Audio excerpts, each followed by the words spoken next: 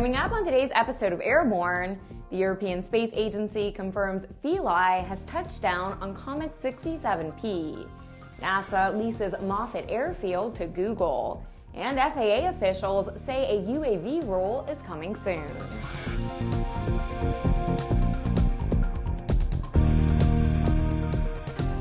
Welcome to Airborne on Aero TV. I'm Ashley Hale. ESA's Philae lander has touched down on Comet 67P. The European Space Agency confirmed the touchdown by sending a message on Twitter announcing, quote, receipt of signal from surface, end quote. That was shortly after the landing on Wednesday morning. The landing, which was 300 million miles from Earth, culminates a 10-year journey for the Philae spacecraft. It's reported the message from the comet confirming the landing took 28 minutes to reach Earth. The Philae spacecraft was programmed to send out tweets automatically when it landed. A tweet went out in several languages that said, "Touchdown, my new address 67P. Video of the event was sent back to Earth from the Rosetta spacecraft that carried the Philae lander to the comet. It's interesting to note that Twitter had not even been invented, and Windows XP was the common Microsoft operating system when the mission left Earth 10 years ago. So we're witnessing a spectacular scientific accomplishment. NASA has signed a lease with Planetary Ventures, LLC, to manage Moffett Federal Airfield, an agency facility located in Moffett Field, California, and rehabilitate its historic Hangar 1. NASA estimates the lease will save the agency approximately $6.3 million and provide $1.16 billion in rent over the initial 60-year lease term. The negotiated lease, which is neither a procurement action nor a government contract, will put Hangar 1 to new use and eliminate NASA's management cost of the airfield, with the federal government retaining title to the property.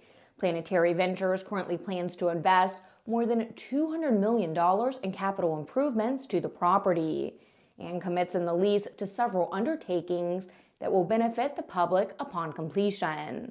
They plan to refurbish and protect historic Hangar 1 and rehabilitate Hangars 2 and 3. Once renovations are complete, Hangar 1 will again be home to high-tech innovations, as the historic facility is used for research, development, assembly, and testing in the areas of space exploration, aviation, rover robotics, and other emerging technologies. Hangars 2 and 3 will be used for similar purposes. After the break, the FAA says they're getting closer to a UAV rule. Since the early days of powered flight, pilots have struggled with landing in crosswinds. In fact, crosswinds and wind gusts cause more landing accidents than fog, thunderstorms, and icing combined. That's where the Redbird X-Wind SE comes in. By placing pilots in gusty crosswind conditions for extended periods of time, the X-Wind SE gives instructors all the time they need to teach the pilot the proper techniques for landing in crosswind conditions. For more information on Redbird X-Wind SE and Redbird's entire line of flight training devices, visit www.redbirdflightsimulations.com. Welcome back. If you'd like to be a supporter of Airborne, Aero TV, our website, or a podcast, send an email to jim@aero-news.net. While the FAA is close to releasing its long-awaited rule for small UAVs, this is according to UAS Integration Office Manager Jim Williams. Williams made the remarks at the Association for Unmanned Vehicle Systems International's annual program review earlier this month. Williams reportedly said, quote, "We're taking great strides to authorize commercial operation in the U.S., and the small unmanned aircraft system rule that we've all been waiting on so long is getting really close to being done. We hope it'll be published before the end of the year," end quote. Williams said that the agency has received 117 requests for exemptions from the FAA's ban on flying small UAVs for commercial purposes. He said that despite widespread criticism of the agency, it is on track to meeting its 2015 deadline, though that does not necessarily mean full integration. It's Friday at last, and that means it's time for our weekly barnstorming commentary. This week, Jim interviews AOPA's Mark Baker about lessons learned in 2014. Here's this week's Barnstorming. What lessons are you learning right now from the most difficult issues you've had to face this year? Well, it certainly has been a big year and a lot of learning for myself, but I'm really actually excited about some movement. Certainly in Santa Monica I'm disappointed with, but Santa Monica has been a disappointment for 50 years, and I think we're going to continue to plow ahead with trying to protect that airport and its airspace. And we did have a good turnout with people that thought that losing Santa Monica would be really a bad idea, but we'll continue to work on that one. The third-class medical, I still remain optimistic. One of the things I've learned is it takes longer for the government wheels to turn than I can even imagine. But we have, two really bold efforts here. We've got the FAA working on their rulemaking, which we believe will be moving through Department of Transportation soon and onto Office and Management Budget here very soon. It'll become public exactly what that looks like. But certainly as we get Congress back in place here in January and starting renewing that effort to move the legislation forward, we feel pretty emboldened that they're getting the largest caucus in the country of any type to support us. Hindsight being 2020, are there things at this point that you've learned from these two particularly troublesome issues that will change how you work with either those issues or those agencies in the future? I think all of it has to be that what's the long-term gain that we want to protect general aviation and make sure that it's accessible and affordable, and continue to find ways to work with as many constituents and partners in the aviation world as we can to try and get those agendas heard. I'm not disappointed that we've been able to pull together a pretty good coalition of aviation groups, and I'm not disappointed that Congress is listening to us better than ever. And I actually think the FAA is responding because of that effort. So I think we're getting things done. So just keep pushing it one day at a time. The latest update of ForeFlight Mobile version 6.4 introduces taxi and takeoff, climb, cruise, and descent performance data fields for aircraft profiles. During flight planning, the Altitude Advisor can now be used to generate a current winds aloft forecast. The Altitude Advisor also uses aircraft performance data to make assumptions about how much time it will take an aircraft to climb to the selected cruise altitude before it needs to descend to the destination. This latest version also brings aircraft profiles and flight plans into the cloud-based Sync feature. Sync affords users more flexibility to move between devices during the flight planning and filing process. And ForeFlight Mobile 6.4 now delivers firmware update version 1.6 to the Stratus 2 and unlocks the receiver's flight data recorder, which makes Stratus 2 the only available ADS-B receiver that has this capability. For all the details, check out the ForeFlight website. After these messages, a business aircraft analyst says BizJet sales should get better.